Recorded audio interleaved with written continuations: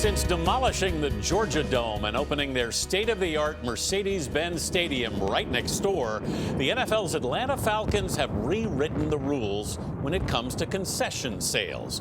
2 seasons ago, the stadium unveiled a grand experiment in professional sports: food and beverages that average fans can afford. Dana Jacobson reported on the novel concept when it was first introduced. $5 beers and $2 hot dogs for fans at Mercedes-Benz Stadium have been too hard to resist. Exactly what Falcons owner Arthur Blank had in mind when he told us about the fan-friendly pricing concept in 2017. I'd hear fans, just people around me, just complaining about it all the time. So I said to our management team, we need to price it every day the same way they would pay any place else they went in the city of Atlanta. You're a businessman. This sounds like this could also help your bottom line in some ways. I think over time, I think we'll see that. We're still trying to sort through that. Our volumes are up dramatically what they were in the Georgia Dome.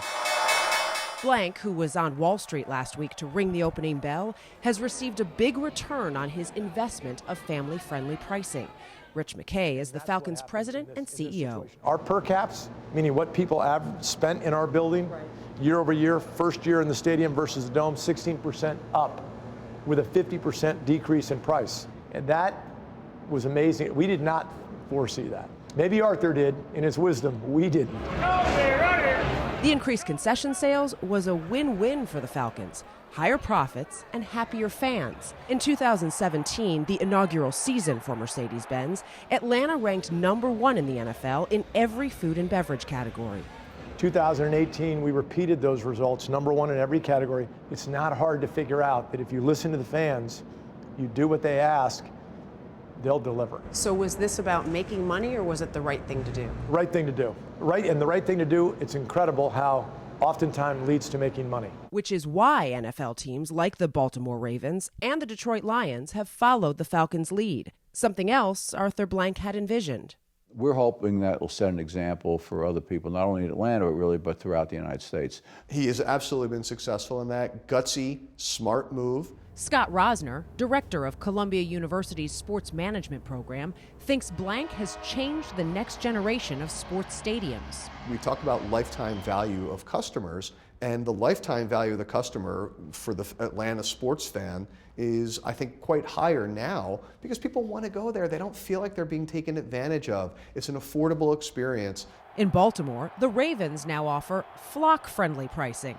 They estimate a meal for a family of 4 could be purchased for just $44, a savings of 34%. In Detroit this past season, fans could get a hot dog, soda, and chips for $10, or with a beer for $12. Fan-friendly pricing is also catching on outside the NFL. Blank's Major League Soccer team, Atlanta United, which plays at Mercedes-Benz, is under the same stadium pricing as the Falcons.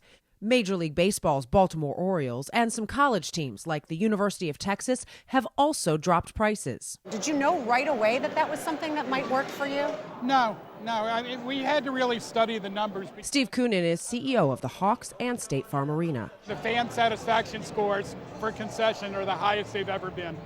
Is it as simple as show people a good time and they'll spend more in the end? I think it's show them a good value. Okay. The quality of what we're serving is as important as the price. That creates the value. One other key, accessibility, which was something the team considered with the arena's recent renovation. From an increase in the number of concession stands to, like the Falcons, moving the soda machines out from behind the counter. The speed of service is so important because it's all about the total experience. Thank you. Enjoy. I doubt we would have ever done it had the Falcons not done it.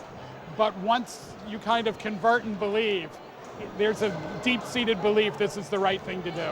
And whether it's at State Farm Arena or back across the street at Mercedes-Benz, doing the right thing means without exception. So the pricing in effect for Super Bowl 53 will be the same as it's been for every event in the building.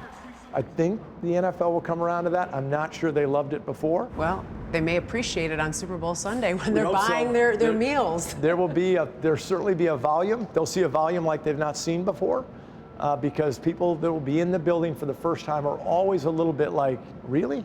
So I can have these 2 hot dogs, 2 sodas, I can have popcorn, I can have a beer, and I'm still under $20?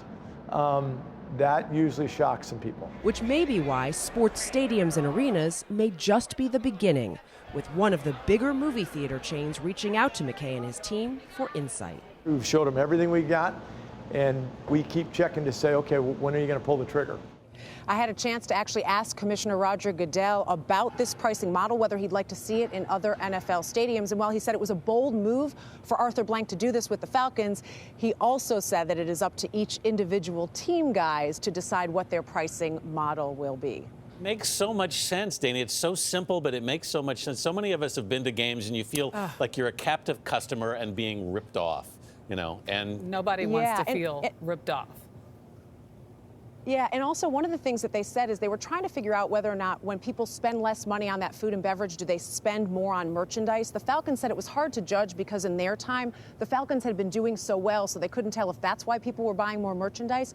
But Steve Koonin told me that he has noticed that people are spending more money on those things. So it's like, again, it's that win-win model for these teams that are trying it. I'm going to just feed hungry people. Let's leave it at that. Dana, we'll see you a bit later. Thanks, Dana.